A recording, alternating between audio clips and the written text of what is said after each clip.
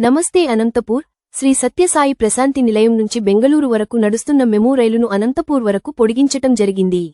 రోజువారీ ప్రయాణికులకు, ముఖ్యంగా విద్యార్థులు, ఉద్యోగులు మరియు వ్యాపారవేత్తలకు సౌకర్యవంతమైన రవాణా సాధనంగా ఉంది.